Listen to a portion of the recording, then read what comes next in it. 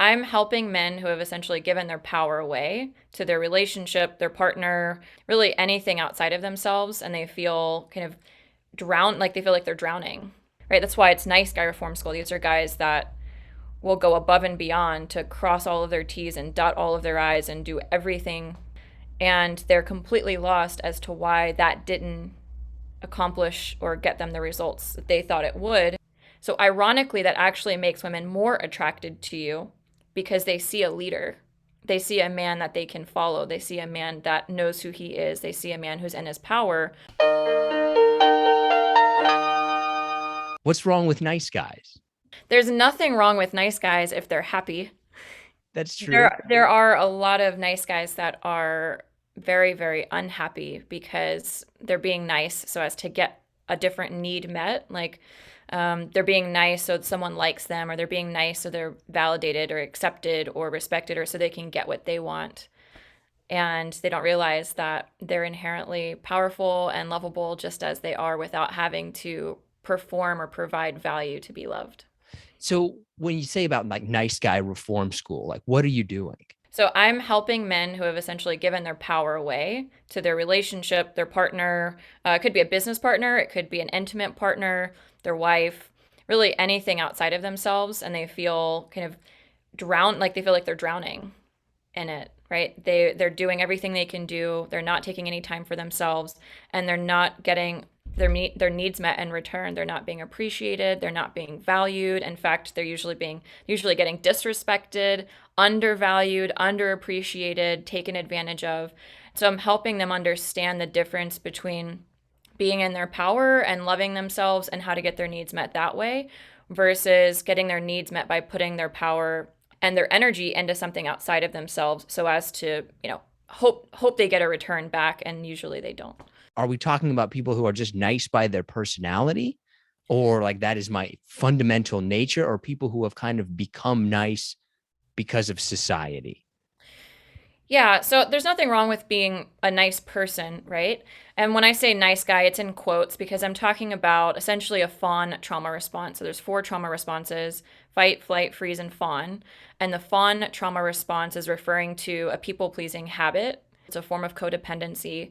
And I think there's a difference between being kind and being nice. So sometimes the kindest thing I can do is be honest with you, right? Being nice is essentially being overly concerned with how you view me or how I'm impacting you to the point where I abandon myself if I'm doing it to receive validation, attention, love, approval, respect from you. Where does this kind of then translate in people's lives? So it looks like taking better care of other people than you do yourself. So a lot of times, what I'll see is men who say, I've done everything for this person and I've gotten nothing in return. In fact, she hates me and she's disrespectful. And so they're very confused around and as to why they're doing all of these things for this person or this woman. And like I said, it could be a business partner too, it could be a company, and they are not seeing the ROI that they thought they were going to see. They gain weight, they become depressed, they become bitter. And then sometimes they'll go to therapy and they don't feel they find that that doesn't help because the therapist will say something like, "How was your week?" And it's just another week of kind of having an existential crisis, and so they don't really have the words for that, right? It's just um, it's deep. It's very, very deep in someone's system when they've been living like this for a long time. When do you think this kind of started? Are you seeing more of it now, or I think it started with, this is just a theory. Really, when the feminist movement started, there have been three waves of feminism, and I would say it probably started with the second wave, and it's just gotten worse with the third wave. I don't think there's anything wrong with the feminist movement. In fact, when I was a kid, I had like a Rosie the Riveter poster in my room. I was, very independent. I grew up in a household of all women. Um, but I think what it's done is, one, the patriarchy have taught men that they had to protect, they had to provide, sometimes even give their life, and they weren't allowed to cry about it. They weren't allowed to have feelings about it. So we expected them to be robots, And I think that's where a lot of men got their definition of what it meant to be a man, is this societal programming of if you protect, if you provide, if you give your life, if you sacrifice, if you're a martyr, then and you don't cry about it and you suck it up, then that means that's what makes you a man. And unfortunately, the human body, the human brain, it doesn't work that way. We have emotions, and you either express them or repress them. Those are the only two options. So men have essentially become these pressure cookers. And when we add the feminist movement on top of it, women are saying, these men have become pressure cookers, and they've traumatized. Some men have traumatized women because of it. So when they were repressing their emotions, um, it essentially built up, built up, built up, and the man either exploded and and traumatized the woman through abuse or something like that, or he completely shut down, and then the woman didn't have a man in her life that was standing up for her. And so what ended up happening was a lot of men in the world, they either blew up or they shut down. And the women are saying, oh my gosh, now we're traumatized because the fathers are either absent, emotionally unavailable, shut down, a pushover. They didn't protect me. They didn't provide for me, or maybe they provided for me, but they didn't protect me. Um, or my father blew up and, he was insane or an alcoholic or whatever it is. And so then men really don't know what to do with this because a lot of men don't want to hurt women. And so the natural reaction is, okay, well, I don't want to be the, abusive alcoholic man, and I don't want to hurt these women even more. So I'm just going to kind of play small and play safe, and let's give the women what they want and make the women happy, and they've been through so much, and they think that that's what's going to get them love and respect and validation, and they'll kind of run off into the sunset because they were the good guy, right? But that's not really what women want or need. Is this, I mean, I feel like from friends of mine and just seeing stuff in the media that the men have this kind of confusion about, like, well, what am I supposed to be? Am I supposed to be the man that my father was like, this tough, aggressive, take charge, or am I supposed to be this sensitive, empathetic person? Is there any kind of confusion that you see amongst men about, like, well, what am I supposed to be now? 100%. That's why I do what I do. I like to call it the third way, where you blend the two, right? Um, where you're not a pushover, you're in control, you're in charge of your life, and you have an open heart, you're emotionally healthy, you can process emotions in real time, you can hold space for her emotions. It doesn't mean you have to hook into them or emote with her, but when a man can't hold his own emotions, which we haven't really taught men or boys how to do. In fact, we've made it wrong for them to have emotions. And so when we increase a man's bandwidth to process and hold space for their own emotions, they can then be more present with a woman as she has her emotional experiences. They can be kind of like a tree, like rooted, grounded, present, but a man who can't hold the space for his own emotions will react poorly to a woman who's emoting. And he'll struggle to set boundaries with her. So it's one thing for her to have her emotional experience. It's another thing for her to have poor behavior. And so what we want, right, because she's angry or something, right? So what we want is a woman who feels safe enough with a present, powerful man to emote and tell him how she feels and what she wants without blaming him, shaming him, or abusing him. And so if the man can stay present and grounded, kind of that bad boy confident energy, right? If he can stay there and in it with her and present, but not hook in, not react, and set healthy boundaries around her behavior. So I'm here, I'm present, I'm not afraid, I'm confident, and I care. But what you're not going to do is attack me, blame me, shame me, abuse me because you're hurting. It seems like a fairly simple thing, right? Essentially stand up for yourself. But why do men have trouble doing that? There are a lot of reasons, but I think one of the biggest ones is in the middle of an emotional situation, it's essentially both people's inner children coming out. It's And true. so what ends up happening is the the woman is kind of, when she's emoting and she's angry and she's upset, he probably did something that triggered, some sort of abandonment wound, that she has, right? Something from her father. Um, it could have been something as simple as, he left the socks on the floor. And he's completely lost as to why she's so angry. It's never about the socks, right? It's about, maybe she doesn't feel cared for, maybe she doesn't feel seen, maybe she doesn't feel heard. And that could go all the way back to her childhood. And so her brain starts to make all of these connections. And then before you know it, she's 3 years old again. And she's acting like a 3 year old. And same thing for him when she goes to that space. It's really easy for him to take it personally because men really want to please women. I don't think women understand how men are literally designed to respond to us. They're designed to respond to our emotions. They're designed to want to please us. And so when a woman is upset and angry, a man immediately, it's very easy for a man to immediately take it personally and think, I must not be enough then. I've done all these things for you. Like, how can I can't figure this out, right? And he starts to personalize it. And then what happens? He gets upset, and then he turns into his 3 year old that wasn't enough or wasn't seen or wasn't heard.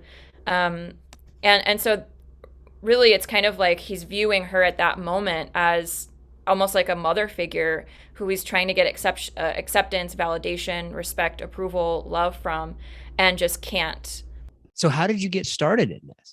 So it's a little bit of a long story, but for 9 months I was dating, and I I went out on a date with a guy that owned a law firm who was about my age. Um, and later in the evening, we were lying on the couch, and I had my head on his chest. We were fully clothed. We had really just met a couple. I mean, but maybe this was like the second or third date, and he started crying, and I was like, "Wait, are you okay?" And then before I knew it, he was in the fetal position, and I was I was very confused too.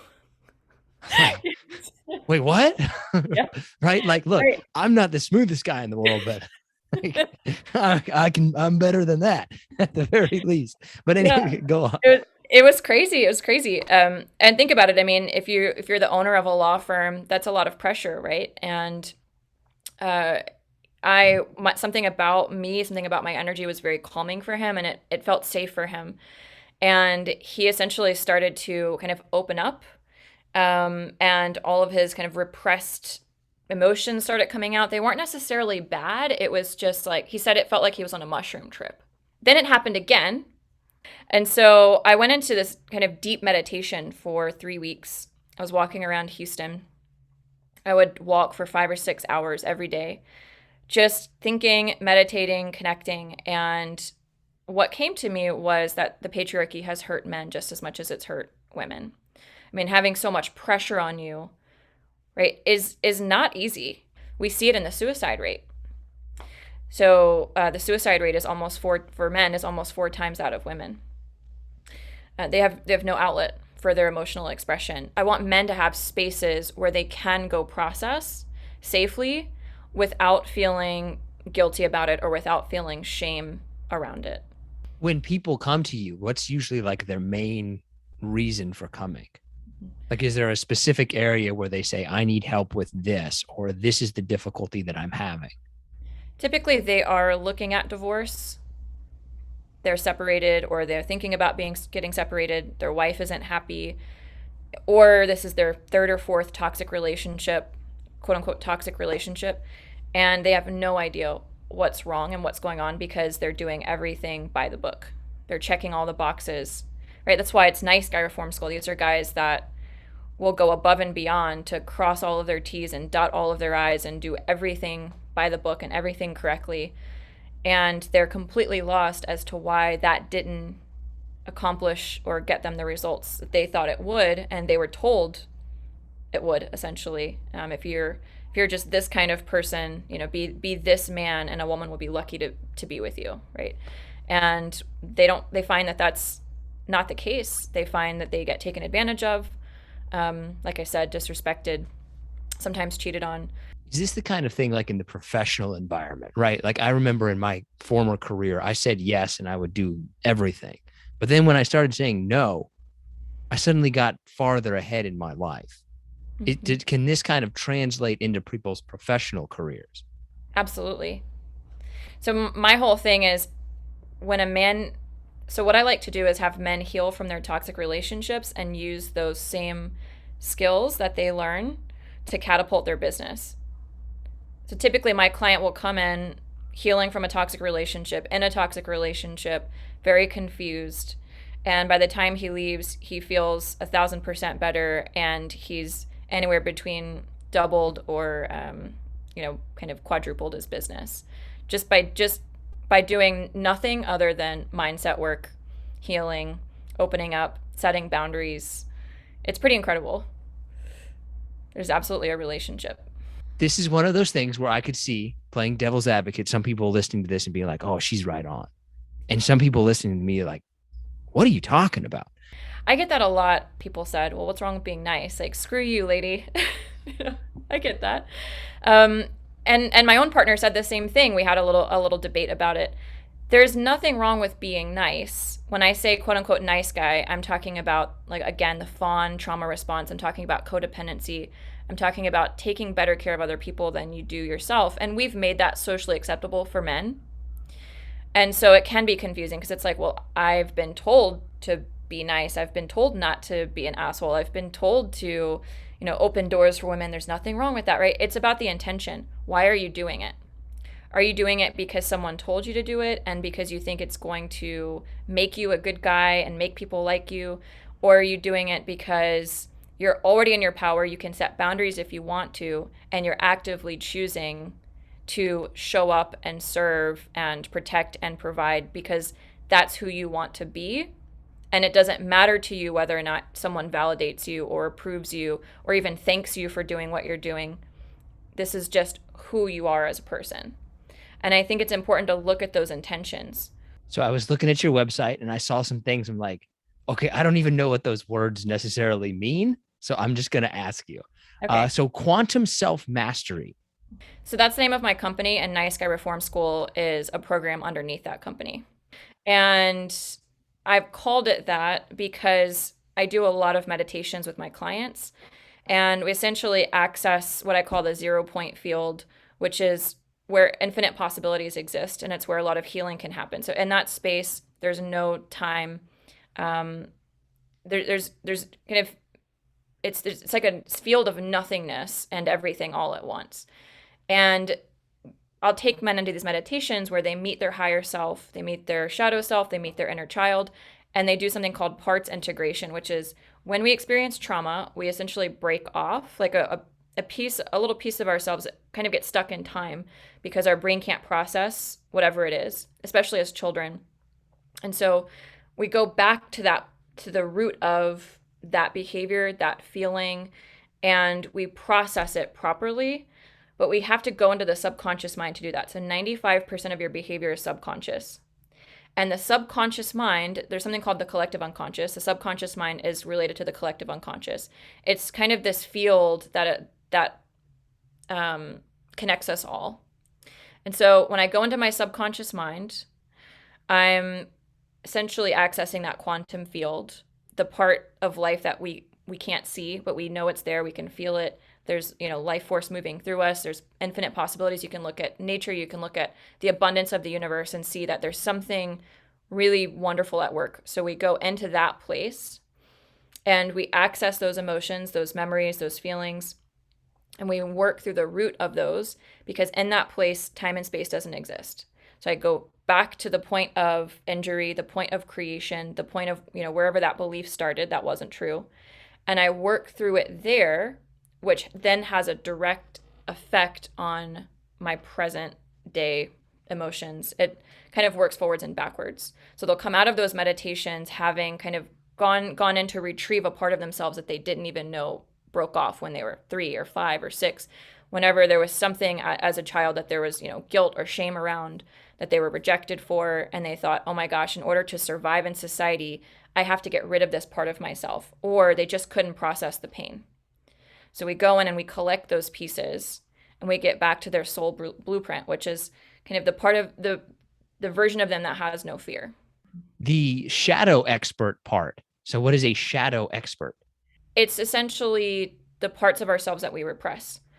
So, for example, If, as a child, my parents didn't like it when I played, because maybe my parents were anxious and they thought that they had to function or perform in a certain way in order to get by in life. And so they thought they were doing me a favor by raising me up to be serious and work hard and not play and to focus.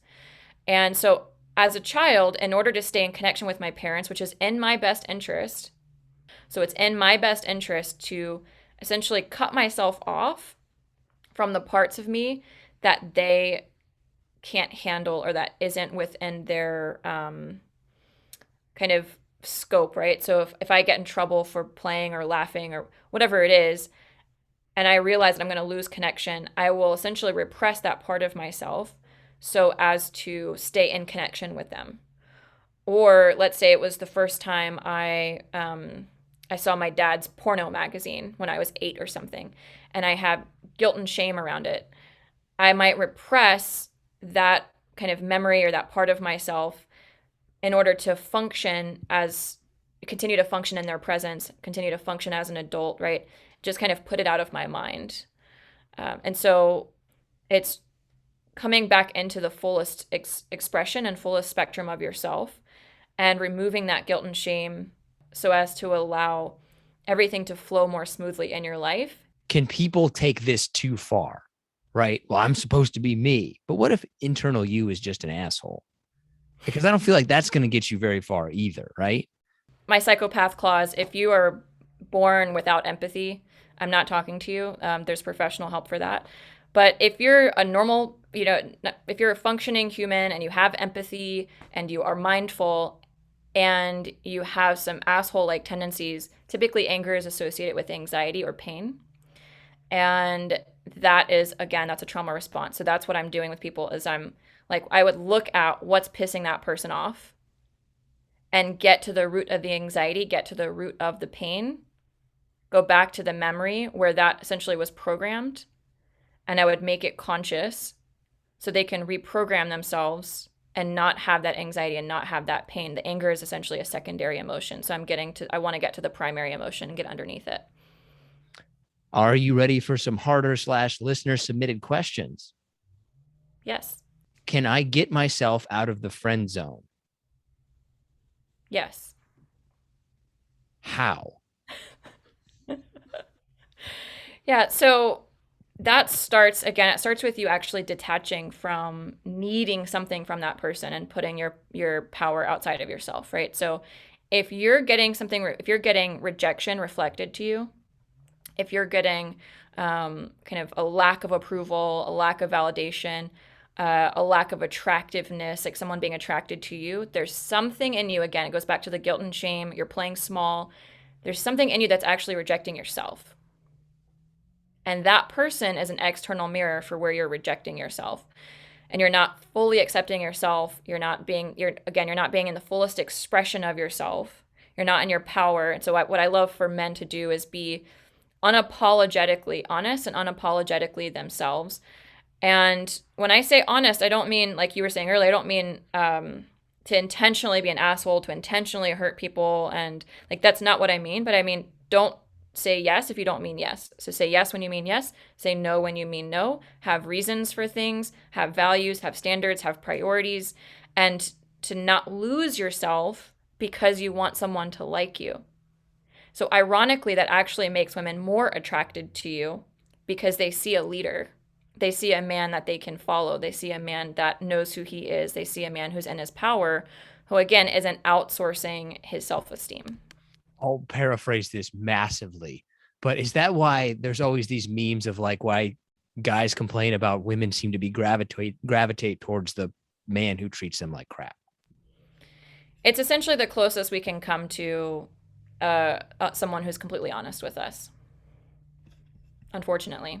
And I know it sounds ironic because those guys lie as well, but it feels safer to know that this is a man who is willing to fight when he needs to fight, who can be scrappy, who can be honest. Unfortunately, a lot of those guys, again, that's their own trauma response. That's their own way of protecting themselves, essentially. And I would say they're not actually emotionally available. So what we really want is a man who can do all of those things, who can lead, who can fight, who can protect us, who's a, like kind of has that warrior energy, but who has an open heart, and his boundaries are healthy. They're not to keep people out, not just physically, but when he's emotionally available, it allows us to feel emotionally safe with him as well. And that's a great way to turn a woman on. I get the idea, like, why do some women gravitate towards assholes? Well, because they're showing their true personality as opposed to somebody who's pretending to be nice. And like, well, what are they really like? I do want to add something to that. So women, when they're ovulating, they're more attracted to your traditional alpha male, and when they're closer to their menstrual cycle, they are more attracted to your traditional like beta or nice guy, which is really fascinating. So it speaks to this kind of evolutionary concept, or kind of just human nature. We are attracted to men who, when we're ovulating, we're attracted to men who can protect us and provide for us in the event that we have a child. And that is more valuable in our mind than a man who is compassionate, because it's a survival skill. Where are men generally too nice? When they are trying to gain a woman's approval and attention. What do women think about this? At first, if the woman is the partner of someone who's enrolling, they can be skeptical and go, "Oh my gosh, who is this lady and what does she want?" And by the end, they want to send me like thank you cards, because their man is showing up powerfully. He's setting boundaries. She can respect him. She can relax around him. She can express her emotions without triggering him. She can express her emotions without him blowing up or shutting down. He's just in his power more. That's the only way I can put it. He's taking her. I have clients that haven't really poured into their wives in years, and all of a sudden they take her to trips. They take her to Italy or Sicily, or give her spa days, and they understand the importance of helping her relax and making her feel cared for and safe and protected and provided for, and all at the same time, and be the importance of them being emotionally available at the same time. And for all of that love to come from a place of wholeness and goodness, and without any sort of underlying intention of trying to get something from her. It's just because I love you and I want you to feel cared for. I want to pour into you. And it helps her feel completely relaxed, completely safe, to see her man in her power and actively choosing her for the first time, sometimes in years. And that's something else that I did want to add in, is the power of decision making, the power of being decisive. Leadership is vulnerable, right? And you have to be decisive to be a leader. You may make the wrong choice, and that's okay. You have to be willing to take that fall. And women want to feel chosen. So a man choosing a woman is a form of leadership, and it's hot. It turns her on. It makes her feel extremely loved. And so for her man to go from fawning, people pleasing, not setting boundaries, not being decisive, to all of a sudden setting boundaries, being decisive, choosing her, pursuing her, going all in, that just lights her up and helps open her up. And so by the end, the women love it. Although in the beginning, I think everyone's a little confused. Can women benefit from it, right? Because it's nice guy reform school, but are women too nice too? They are. It's very similar when it comes to anyone who is codependent, anyone who's people pleasing. They become bitter. They become depressed. They don't want to try again. They're shut down. They're frustrated. They're not sure what they're doing wrong. I used to be that woman, right? So what I help men with is something that I used to struggle with, especially in my early 20s. For me, it was also a trauma response. I had very strict parents, specifically a very strict mother, and I thought I had to be a certain way, and I thought I had to be providing value to receive love. And unfortunately, I abandoned myself in the meantime, and I didn't get the results that I thought I was going to get by being perfect. And eventually I had to learn to just be myself, and that was just enough. That was enough. What's kind of coming up next for you? Like, how can people get a hold of you? That kind of stuff.